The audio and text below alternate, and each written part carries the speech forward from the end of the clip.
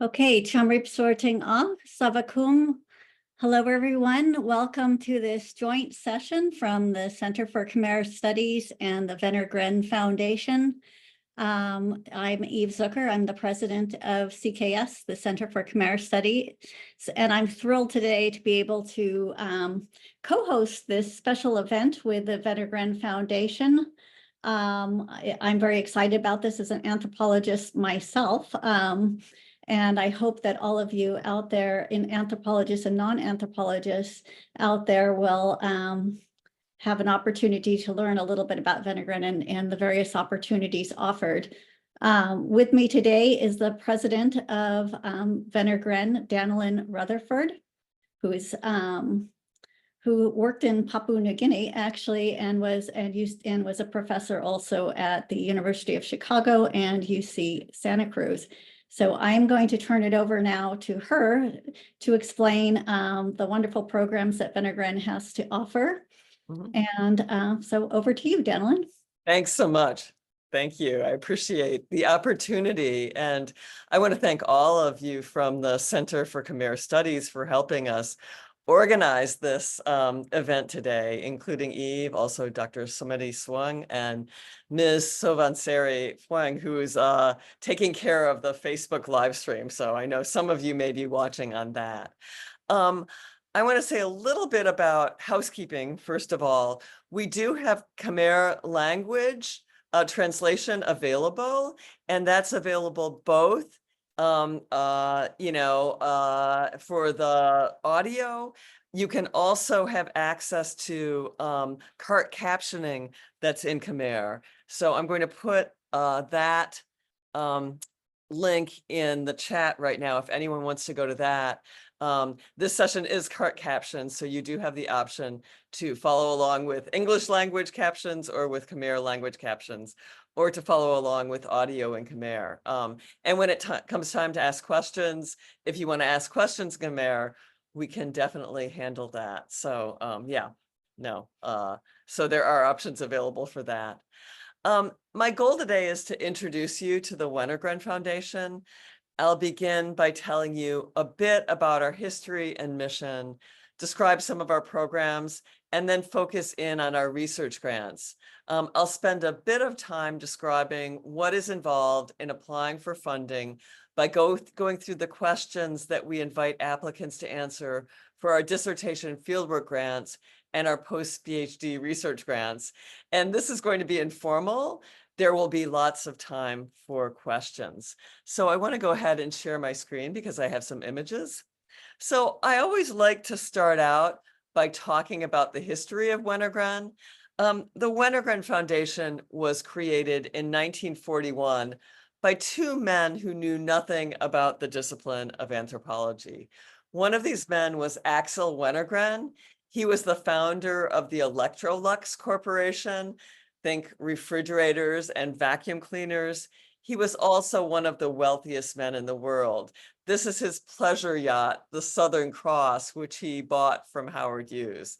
Now, he created what he initially called the Viking Fund in 1941 when he sold a freighter in Florida and wanted to find a place to put the money without having to pay US taxes. So the Viking Fund was for the benefit of whatever, anything and everything. It had no clear mission.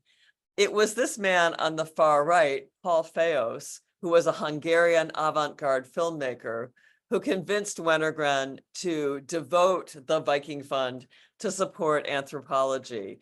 Now, Paul Feos was quite a colorful character.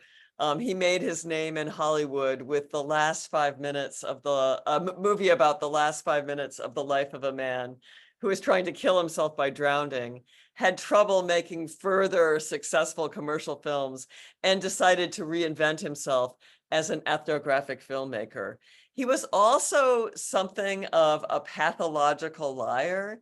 He liked to tell people that he met Axel Wenner-Gren when he saved him from being eaten by a tiger on a big game hunt in Malaysia. More likely, the two men met over cocktails on Wenner-Gren's yacht in Singapore. So Fayos was the one who convinced Wenner-Gren to use his foundation to support anthropology. In the first instance, to support an amateur archaeology expedition that the two men took to Peru. So after this expedition, they came back. The foundation was instituted in New York City. Paul Fayos was the first research director, basically my position, the president, and he went off to Yale and the University of Chicago and other American programs to try to learn what anthropology was. And this is, the fact that there were these two European kind of high society types, but then who learned about anthropology in the US was really reflected in the early years. Now, anthropology in the US cuts across what are often very different disciplines in other places. So archaeology, what was then called physical anthropology, linguistic anthropology, and sociocultural anthropology. From the start, Wenner-Gren funded across those subfields. And so you see the American influence on the foundation. If you look at pictures from those early years, it was, the motto of Wenner-Gren was supporting anthropology worldwide. But in fact, we ended up supporting a fairly narrow slice of the field. Now, in recent years, we've been trying to change that, so you see it's mostly American men, white men, mostly Europeans. We've been really trying to change that and do more to live up to our motto. In 2018, we went through a strategic planning process where we developed a renewed sense of our mission.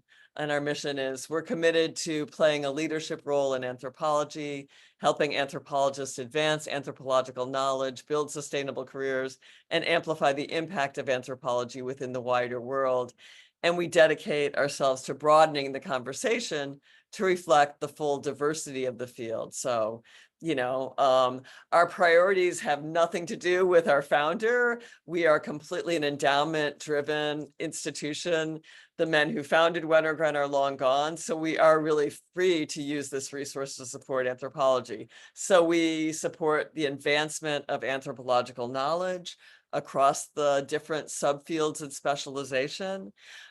We attempt to use our funds to address precarity, nurturing and safeguarding anthropology, both as a career and a discipline. And we do what we can to help anthropologists demonstrate the value of their work by putting their insights and skills to work in the world.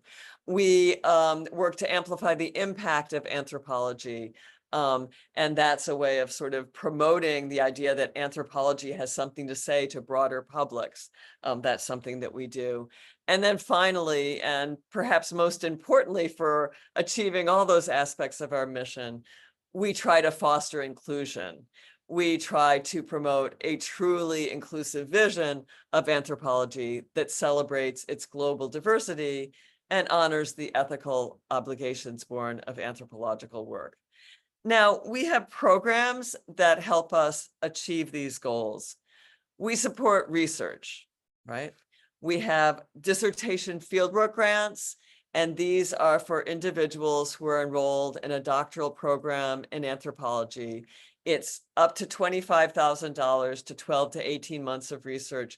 And we have two deadlines for this program each year. One is at November 1, and the second is at May 1, okay?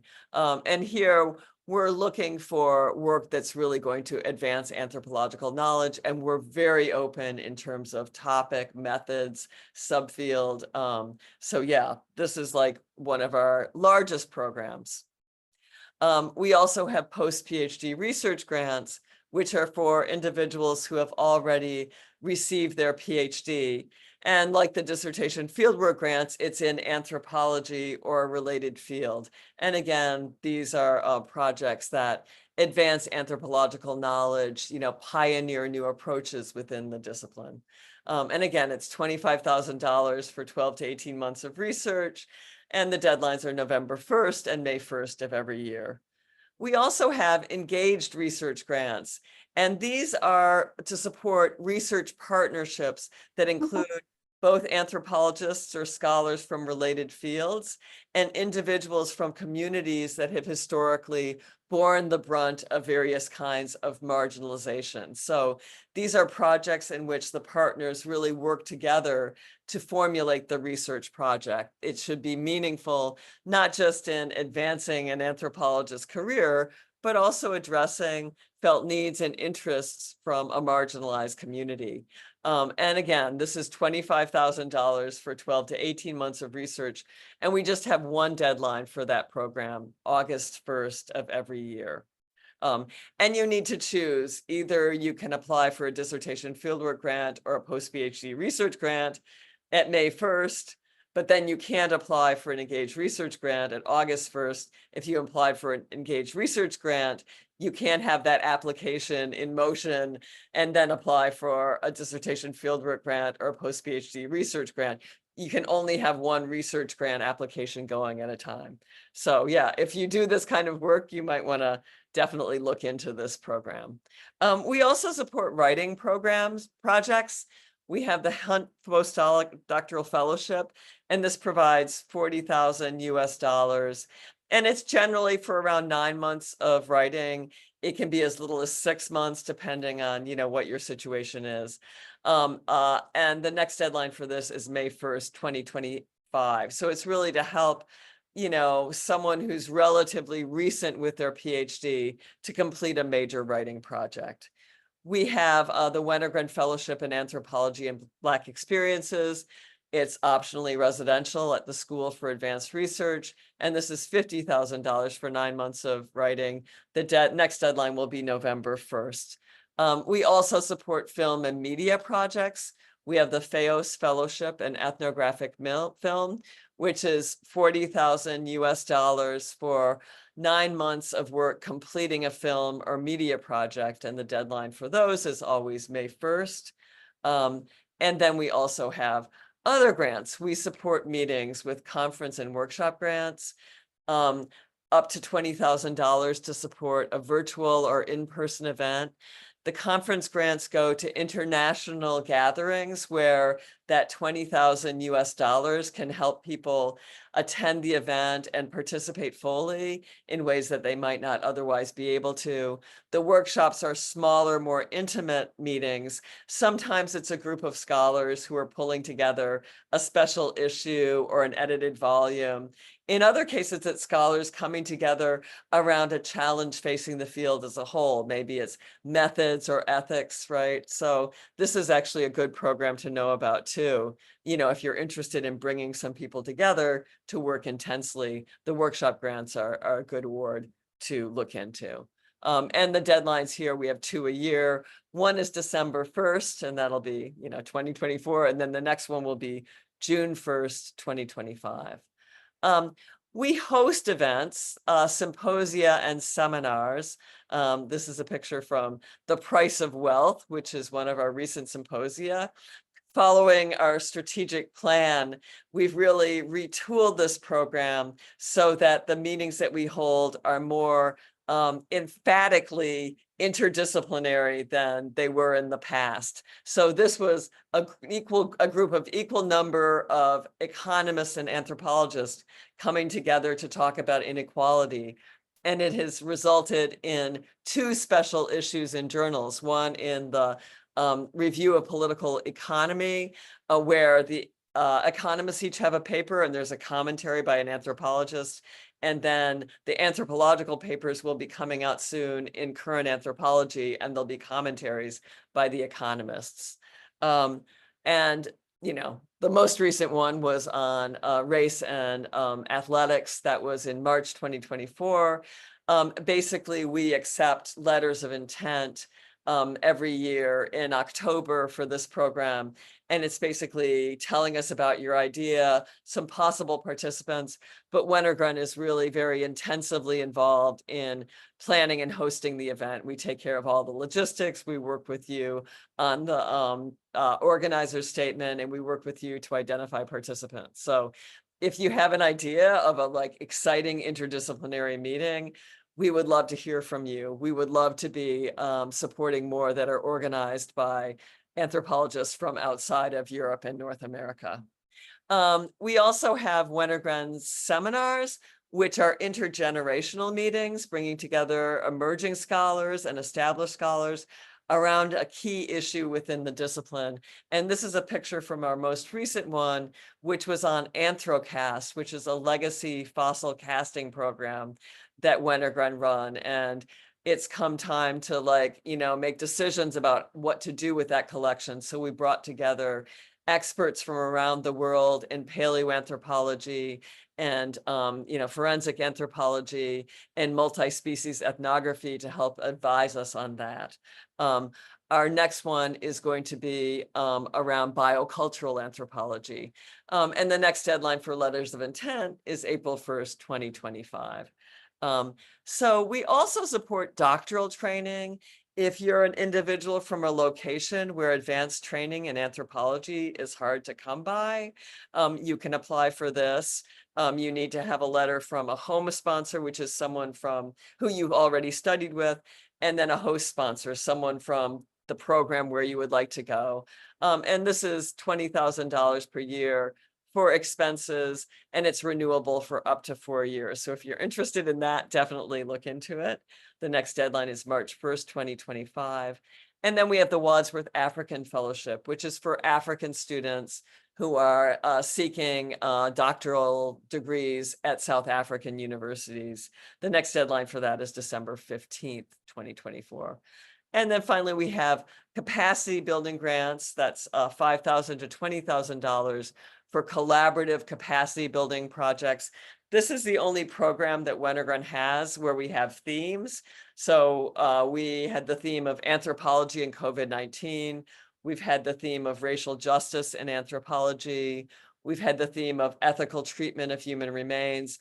Right now, we're looking for capacity building projects that advance paleoanthropology in East Africa among East African researchers. We have the Wadsworth Institutional Grant, which is something we're piloting. It provides funding for pilot research for doctoral students who are planning to apply for a dissertation fieldwork grant. And right now it's being piloted in the graduate program in sociology and anthropology at the Federal University of Rio de Janeiro in Brazil. We have a historical archives program. It's on hiatus right now, but when it comes back, it's up to $15,000 to prepare the materials of a senior anthropologist for archival deposit. And then we have the Sapiens Public Scholars Training Fellowship, which is working with our magazine for non-anthropologists to develop skills in writing and podcasting for the public. And yeah, as I said, we have publications. Current Anthropology was founded by Wenner-Gren, the Wenner-Gren Foundation in 1952. That's our 4-field journal. We also have Transforming Anthropology. We have a new partnership with the Association of Black Anthropologists, providing support for this 4-field journal that really prioritizes emerging scholars and scholars from the Global South who are working on issues connected to inequality and social justice. And then we have Sapiens, which again, as I just said, is our magazine for non-anthropologists. If you have any interest in reaching broader publics, around 8 million people read Sapiens per year, and we're always looking for a broad set of anthropologists worldwide to publish in this venue. So I want to say a few words about how to apply to our major programs, and then I'm going to show you some resources from our website and then open it up for questions. But just quickly, what's involved when you apply to one of our larger programs? And those are the dissertation fieldwork grants and the post-PhD research grants. So we have a two-stage review process. The first stage is a screening stage where each proposal we receive is rated on a scale of 1 to 5 by one reviewer. That ends up cutting the pool roughly in half. The second stage is a panel review stage where each proposal is rated on a scale of 1 to 5 by 3 reviewers. And at that point, roughly 30% of our applications end up getting funded. And I always tell people that if you apply to one of these large grant programs and you don't get it, you're allowed to feel bad for about 30 seconds because you're in really good company. There's so many excellent projects that we can't support. The success rate in these programs is around 15%. And the same is true if you get declined at stage 1. We ask our reviewers to provide really thorough feedback to help applicants. And at that stage, they're looking for aspects of the proposal that are going to make it difficult for it to get funding at stage 2. So it's really, it might be you have a great research question, but you haven't figured out the methods yet that will help you address it. Or maybe you have a great question and set of methods, but you haven't yet framed it within broader conversations. It's much better to find out about that early on because we welcome resubmissions. So if you are declined at stage 1, you'll find out 3 months before the next submission, and that gives you plenty of time to revise and resubmit. So what are our reviewers looking for? Well, here we really need to think about our mission as a foundation. We are really, like I said, not beholden to governments, not beholden to our donors. We're really just here for the worldwide community in anthropology. So our reviewers are looking for projects that move forward the conversation in anthropology. And to kind of make the case for yourself, there are really 3 requirements for a proposal. The proposal needs to be focused. You need to be asking a question that empirical research can answer. The way I think about empirical research is, in English, the word experience and the word experiment come from the same root. So you're doing empirical research if you are creating experiences for yourself that can prove you're wrong, that can prove your assumptions are wrong. There are lots of great questions out there. Not every question is a question that empirical research can answer. So that's something that you need to think about. And it needs to be focused. I know when I'm first drafting a funding proposal or a journal article, I always have a paragraph that has like 10 questions in a row.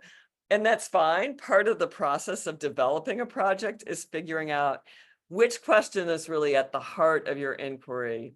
And then all those other questions, they may be questions you need to answer in order to address that main question, or they may not be questions at all. They may be rhetorical questions where you already know the answer, right? But part of the process of developing a proposal is figuring out what that focus is. So yeah, the proposal needs to be focused. The proposal needs to be for research that's feasible, the right side question, a question you can answer with the time and money available. And then finally, a proposal that's successful needs to be legible. You can't have an impact on conversations in the field if only a handful of people can understand you, right? That doesn't mean that you're not allowed to use analytic terminology. There's talk about jargon. I always like to think of one person's jargon is another person's very precise analytic term. It's fine to use precise analytic terms, but if you're going to use them, you need to demonstrate to the reviewers what that term means and what it's going to do for you, right? So you really need to think about writing generously when you write a proposal for us or for anyone, right? Not all of the reviewers are going to be working on exactly the same kinds of topics as you do. So you really want to help them come to love your project as much as you do. That's really the work of a proposal. So our project description questions help us assess this.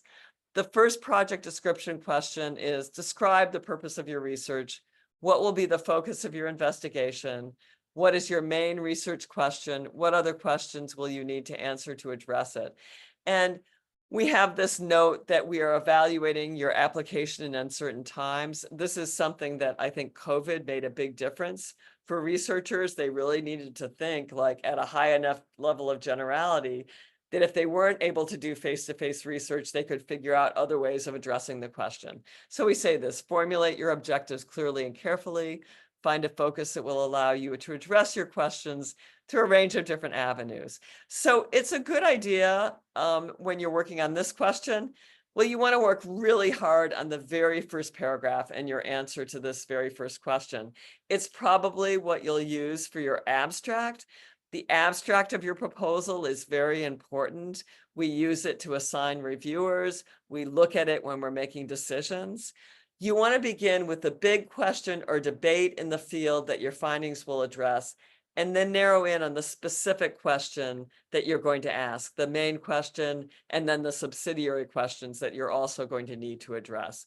You also want to, in your answer to question 1, give us a picture of the setting in which this question has arisen for you. So we should really have an ability to imagine like why this is such a good place to be asking this particular question, to be addressing this particular big problem. So yeah, start broad and go narrow in your answer to question 1. Question 2, how does your research draw inspiration from existing scholarship in anthropology and other disciplines? Whose findings will you be building on? Give specific examples of the various lines of work with which you are in dialogue and which you are seeking to advance. Some people might call this the literature review. I prefer to describe it as the story of how you arrived at your research question and how you've come up with strategies for answering it. And, you know, sometimes if you call this a literature review, it might sound like it's really boring. In fact, this is the place in the proposal that we're often able to see how creative you are, right? The way to be creative is to bring things together in ways they haven't been brought together before. So I like to talk about like this, you know, whatever, this example, right? If you're walking down the road and you come upon 3 of your friends and you want to join their conversation, you don't just blurt out whatever you're thinking about, you listen to it. So a good answer to project description 2 tells us that you're listening to the conversations that are related to your topic.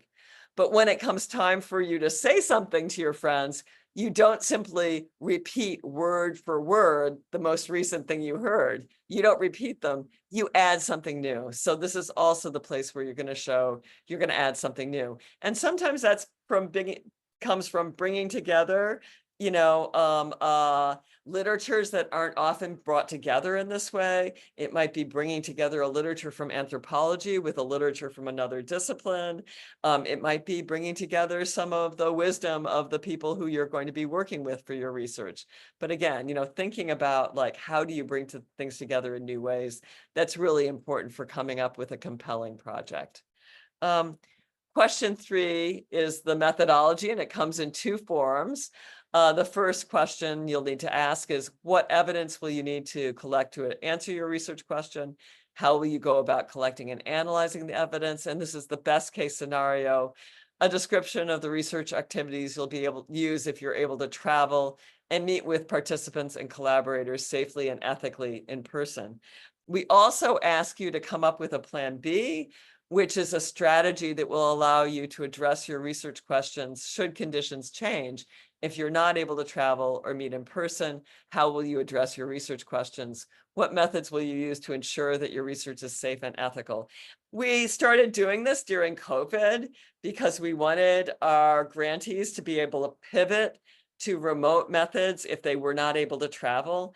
But we found that, you know, the world is really an uncertain place. I mean, the pandemic is still an issue in some places, but then there's also warfare breaking out, natural disasters. The other thing that we discovered when we asked applicants to provide 2 versions of their methodology is that they often were really creative in the kinds of methods that they ended up bringing up, right? So not just participant observation if you're a cultural anthropologist, but archival work, comparative work, spending time looking at the findings of researchers working in similar settings, epistolary work, maybe working with journaling and letters, existing field notes and data sets, gray or non-academic literature, media analysis, museum collections, and then online interviews and observations. So we're finding that, you know, by pushing applicants to think about how could you go about answering these questions if you weren't able to just sit down and interview people, they're getting a lot more creative about the methods that will help them address the topics they want to address. When you're coming up with your methods, you want to think about access, right? You also want to think about ethics. Is this going to be an ethical way to address these questions? And that's actually really important to us and important to our reviewers. Okay, so, and the other thing to say is, you know, I always say one of the real hallmarks of a good proposal is all of the different parts are working together. And one of the ways that you can sort of begin working on this, your answer to this question is look at the research questions that you asked in your answer to question 1, and you can even just cut and paste them into your answers to questions 3A and 3B. It's a good way of checking yourself to make sure that you're asking questions that empirical research can answer. It's also a good way of prompting you to think creatively. How exactly am I going to address this question? What are the different kinds of methods I could use? In your answers to these questions, you should be clear about who you're going to be working with and where you're going to be doing it. If you're doing interviews, where, when, with whom, what kinds of questions you're going to be asking. You want to use all the space available for your answer to all of these questions, but particularly in your answers to questions 3A and 3B. You should really need to use all that space to give us a really clear picture in our minds of exactly what your research is going to look like. So budget up to $25,000, and we're very flexible. We'll cover living expenses wherever you are. If you're doing research close to your home institution, we can cover your rent and utilities. We cover research assistance. What we used to call gifts to informants, I prefer to think as fair compensation for research participants, internet access, equipment, transcription, translation, reproduction costs, postage. We also cover childcare. And so if you need childcare full-time to be able to do your work, and that ends up being a bunch of your budget, that's just fine with us. We really want to remove the obstacles to your ability to do this research. Okay, so that takes me to project description question 4. So question 1 is the question 2 is the sort of framework, 3 are the methods, 4 is the person. Why are you the right person to carry out this project? We're interested in how you've prepared yourself for this research. Describe your language competence, technical skills, previous research, and any other relevant experience. Describe any work you've already done on this project and how this research relates to other research you've done. You may be working with academic collaborators. If so, please describe their role in this project and how it will relate to yours. And we're also interested in how you became committed to doing this work. Tell us about your background and your relationship to the community or communities affected by your work, right? So that's fairly self-evident. When you're describing your preparation, you'll also want to be able to comment on why you're the right person to ensure that your project is safe and ethical. What puts you in a position to assess changing risks? The next question is an ethics question. Please discuss the most salient ethical issues raised by your research and explain how you're approaching them. We encourage you to think broadly about your obligations to research participants, descendant communities, local stakeholders, and others affected by your work. And we have a special note here to applicants who propose to work with human remains. We're interested in how you're constructing the identity of the people whose remains or tissues you're studying. Who are the descendants of the people whose remains you're studying? What do you know about them? What can you know about them?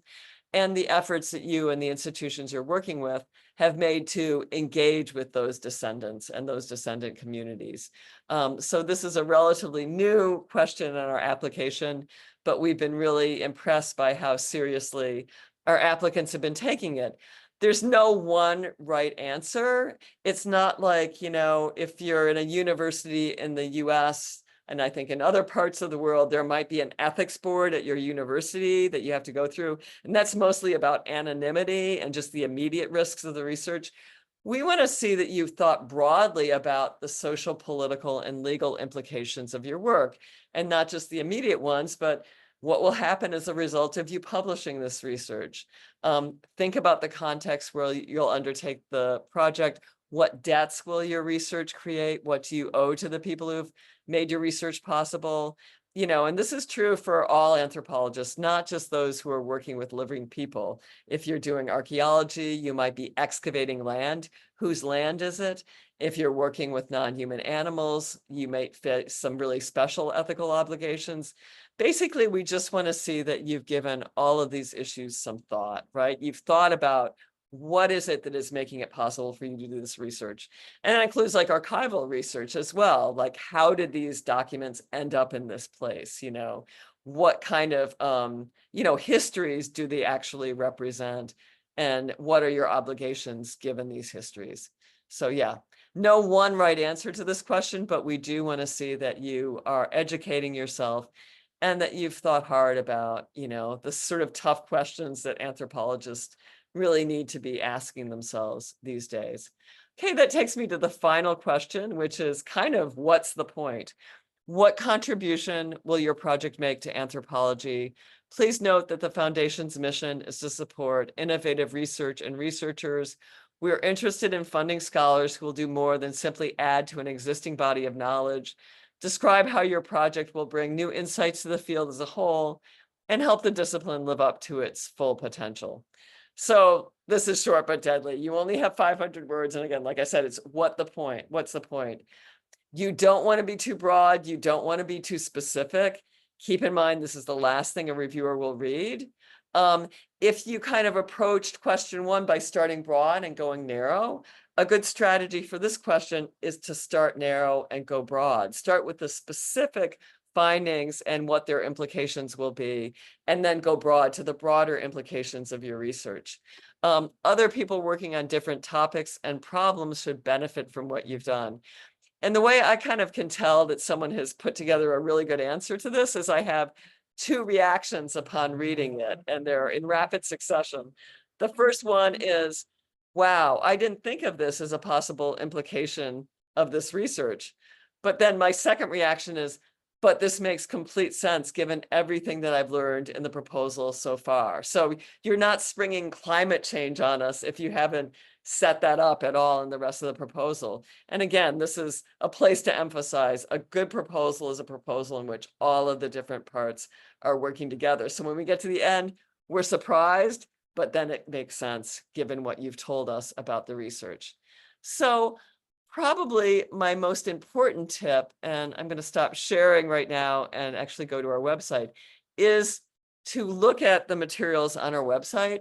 If you have any interest in applying to any of our programs, this is really the place to start. So there we go. So this is the splash page, and we have, news. We also have what we call Wenner-Gren forums, which are, collections of blog pieces by anthropologists around the world on different topics. And then there's the link to frequently visited, and Sapiens and current anthropology is available there as well. The most important part is up here, the hamburger menu. If you go to grants and fellowships, this provides you with all the information that you need about this particular program. It's all of the basic information, who can apply.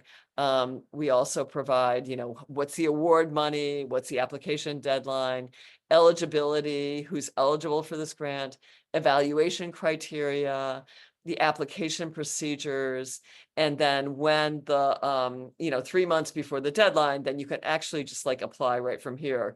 There's a link that'll take you directly to the portal. We also provide a searchable database of recent grantees. So if you wanted to see, what are sort of recent post-PhD research grants, you can just apply and close, and that'll give you a whole list, and you can go in and see the abstracts right here. So that gives you a good sense of the broad range of topics that we're funding. The application guide is really important for you. All of the information that I've covered tonight is basically there. And this goes through every single part of the application and gives you instructions on how to fill it out. So look at this, you'll know what information you need. And you'll also have, tips on each of the project description questions, how to fill them out, how to approach your abstract, what should be, how you should do the bibliography, all of these things that you need to know. You'll also see here a resubmission statement. If you are declined the first time around, you are absolutely welcome to apply again. And in fact, the success rate is almost twice as good if you apply again. It's around 11% for first-time applicants, 25% for resubmissions. And part of this is because you get more space to make the case for your project. You will need to submit a resubmission statement, which goes through the feedback that you've gotten from our reviewers and discusses how you're going to address it. And it's really a good place to make even a stronger case for your project than you did the first time around. We also do proposal workshops like this all the time, and the recordings are always up here. This one will be up here later. If you're interested in the Engage research grants, we did a proposal writing workshop targeting that program recently. So you can go on and you can take a look at the recordings right there. We also have a proposal collection, an open access collection of successful funding proposals. We started this a few years ago. We're continuing to build the collection. It's hosted for us by the Digital Archaeological Record, so you can go in. There are two ways to search it.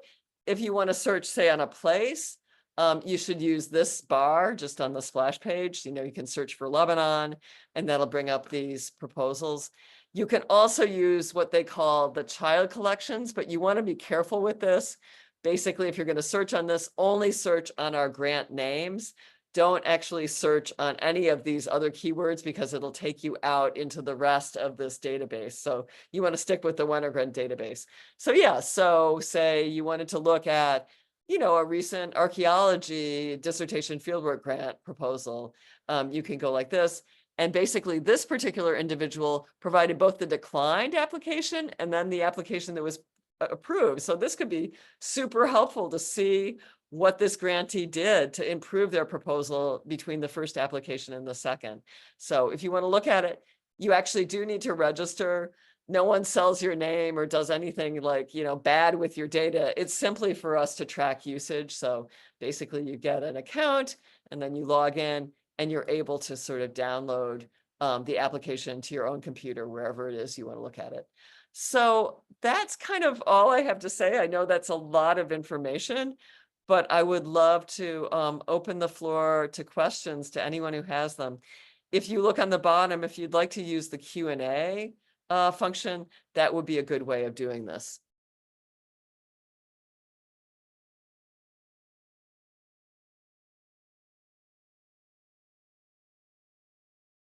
Okay, great. Does anyone have any questions?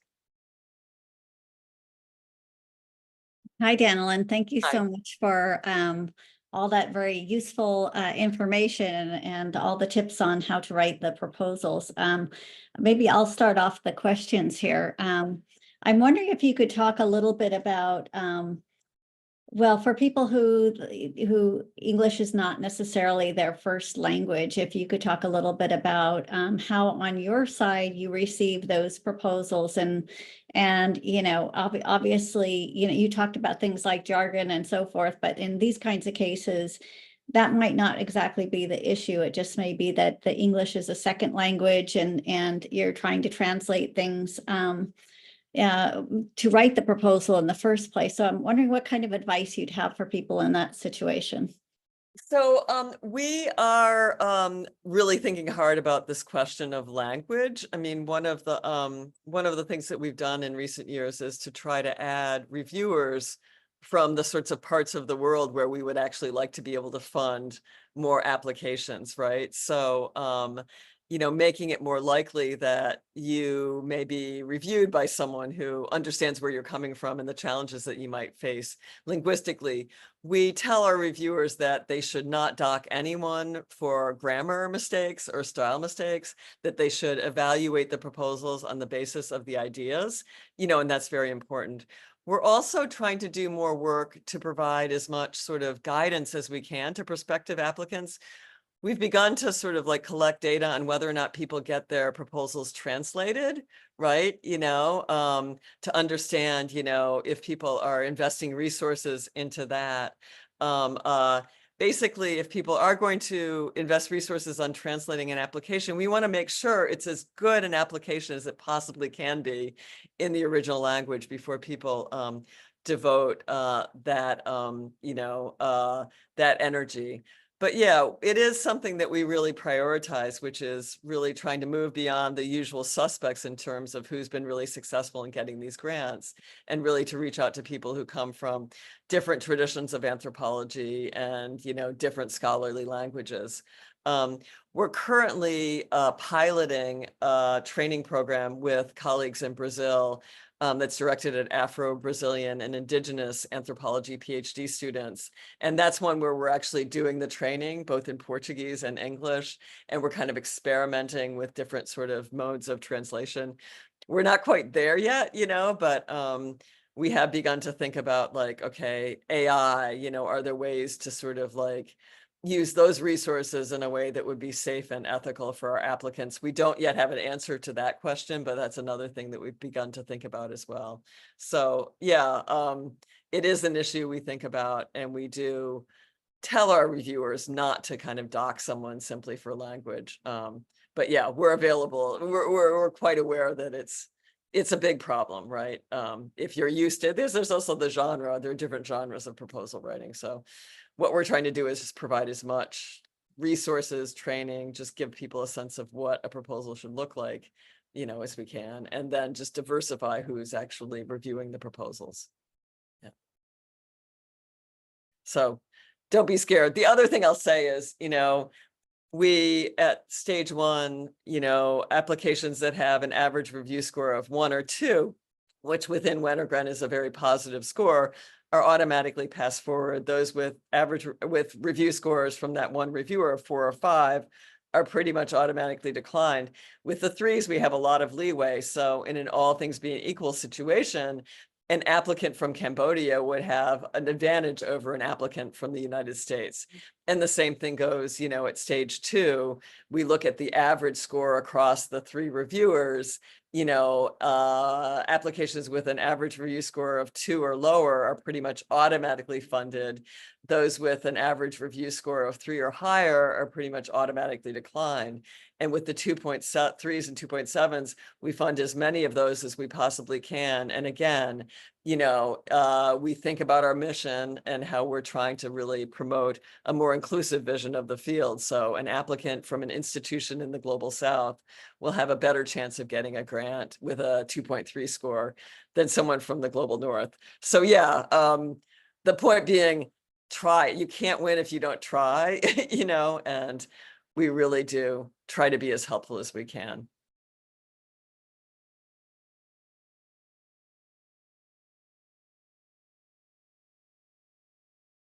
Oops. I'm sorry, I'm not hearing you. That's because I'm on mute. Okay, I'll try this again. I was saying, just giving a reminder, if you have questions, to please put them in the Q&A box.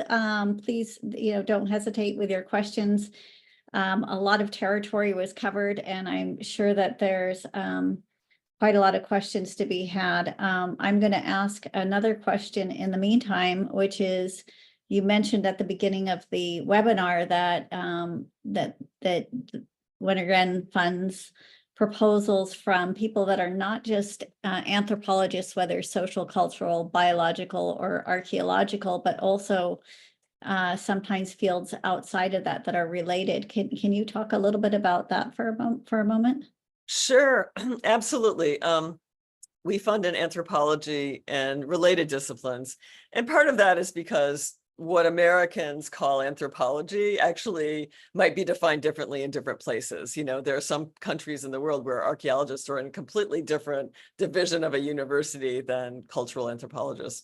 But we also will fund applicants from ethnomusicology, from sociology, from political science, from art history, as long as their research is advancing anthropological conversations. So what that means is if you're a faculty member or a doctoral student in art history, for example, if you come to us for funding, it can't simply be because I want to do ethnographic research, but all of the kind of conversations that your work is speaking to are within art history. You need to show how your background is in art history will allow you to bring something new to anthropological conversations, right? So it's really key, if you're going to, apply to us from a different discipline, you have to really work hard on that question too. You have to show that you're listening in on anthropological conversations, the anthropological literature around the topic, and this other expertise you have is like going to be, add to the store of knowledge for anthropologists, right? Yeah, because people often do apply. They think, okay, I'm doing participant observation. That means this is anthropology, but that's not really completely how we view it. Yeah.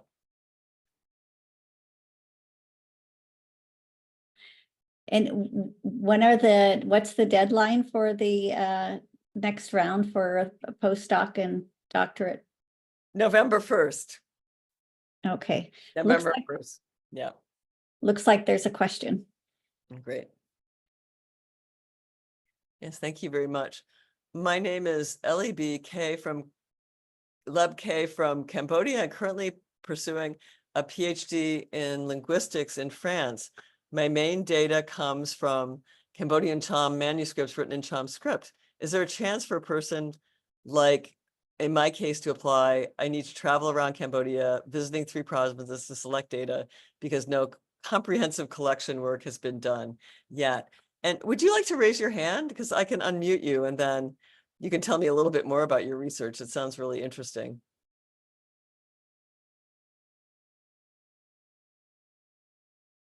Great. A second. Great. So tell me a little bit more about your project.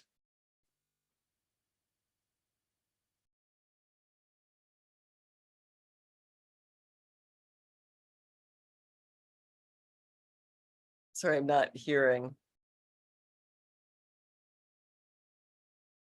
Anyway, absolutely. You are welcome to apply. You would want to make sure that you're in dialogue with conversations within linguistic anthropology, in particular, perhaps historical anthropology. It would kind of depend on what you are going to do with these manuscripts.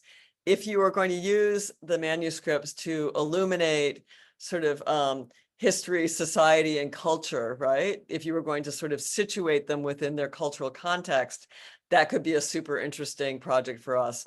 Linguistic projects that are purely technical are not often as appropriate. It really needs to be more of an anthropological linguistics approach. So I guess what I would say is it would depend on, you know, how you're approaching these manuscripts, what kind of insights you're hoping to draw from them. And if there are insights that speak to culture, history, that speak to debates within linguistic or cultural anthropology or historical anthropology, you know, I could definitely see this as being a possible proposal for us.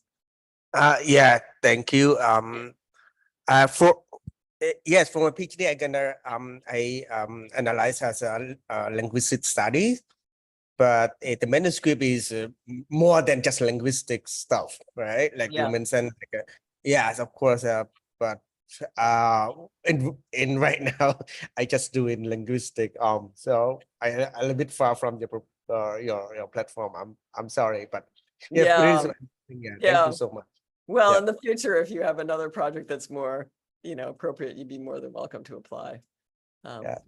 Yeah, thank you. Yep. Ah, okay, anonymous attendee. Does Wenner-Gren facilitate the visa process at all? I plan to conduct long-term fieldwork in Cambodia, but based on the embassy's website, it's not clear what kind of visa research would fall under. We actually don't facilitate the visa process. It's not something we do. We do, so that's kind of like homework that our applicants sort of need to do themselves. We do ask in the proposal, what permissions will you need to have to do your work? So if you're working in a country that has a research visa, you know, we want to know that you're aware of like what that visa is and what's involved in getting it. We don't actually ask for proof that you have a research visa or research permits in order to like approve you for funding. But before we can release the funding, you do need to have like all of that. In addition to national research permits, we also ask for something we call local permission, right? And basically, you know, if you're working with a community, we want to know that there's a welcome, you're welcome to be working with this group or an NGO. And that's often takes the form of, you know, letters from contacts. Sometimes it can take the form of letters from a colleague at a local university, you know, and this is both, you know, to ensure that the work that you're doing is really welcomed by those who are affected by it, but also for your own safety and security. We also like, you know, want to know that people know who you are and what you're doing should something come up and you should need help. So yeah, unfortunately, we don't facilitate the visa process, but you know, that's something that we do want to make sure that our grantees have in hand before we can actually provide the funding.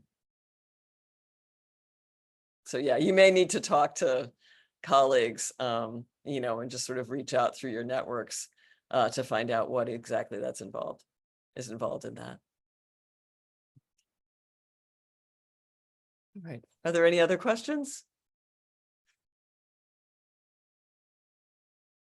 So I'll just ask one more question. Okay, I know sure. we're nearly out of time, but so do you get very many applications from people abroad, let's say like from Southeast Asia or other places where they're applying to do their research in the US?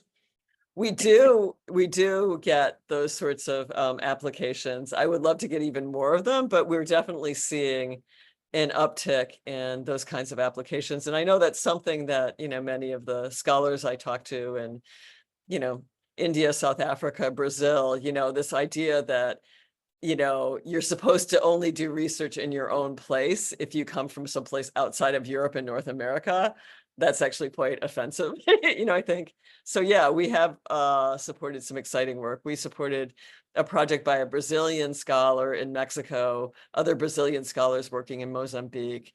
You know, one of our, you know, colleagues who we sort of have collaborated with is an Indian scholar who works in the Middle East, you know, so that's definitely something that, you know, we're seeing and hoping to see more of. We actually were in conversation with you know, a couple, they're both anthropologists and we're going to be retiring soon. And they wanted to sort of set up a fund that would precisely support those kinds of applicants, you know, and we were very, very excited to see where that goes. I think they're still raising the endowment now, but, you know, that's something that we've definitely given some thought to. Yeah. It looks like there's one more question there. Okay, great, thanks. Have you ever received applications from a literature creative writing background that intersects with anthropology? That's a great question. I mean,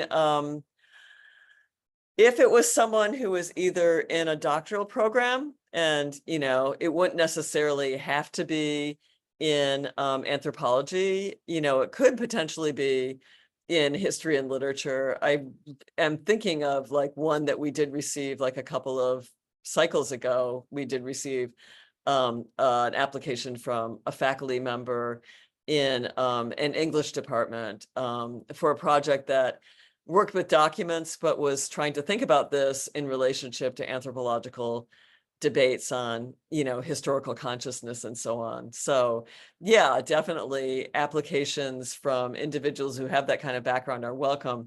The only thing that would kind of be an obstacle is, you know, you either have to have a PhD or be like studying for a PhD to be eligible for our program. So, you know, someone with an MFA, I don't believe would be eligible to apply, just because that's kind of like beyond, you know, we don't actually have programs that are open to master's students or master's degrees, people who are not already in a PhD program. But yeah, and there's exciting stuff going on, I think, in many parts of the world around writing and anthropology and thinking about new modes of scholarly communication.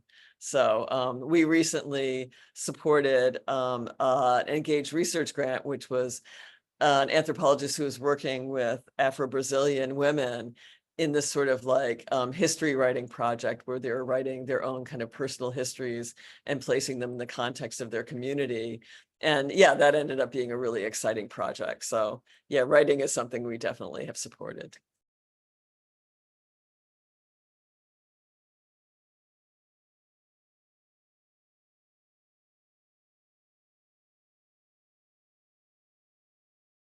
Okay, I think that we are out of questions and out of time. That's perfect. Yes. So thank you so much, Danilyn. That was fascinating actually to hear exactly how it all works. You know, thank you also for all your efforts with translation. Yeah. Much appreciated. Hopefully some of you out there that are listening will take a look at the grants and consider applying. It's a great opportunity. There's several great opportunities that were actually mentioned, not just the PhD and post-PhD grants, but also some of the other grants that you can look at again on the website that Yeah. for workshops or collaborations and things like that. So And I will say, we love answering questions. So if anyone has any questions, you can email me very easily, or I'll just put my email in the chat. Or inquiries@wenner-gren.com. Or wenner-gren.org, sorry.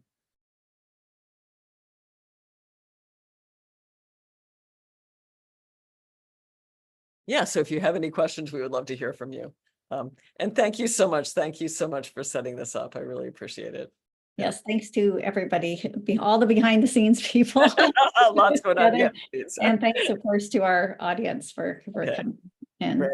Thanks so making much. time. Take care. Bye. Bye.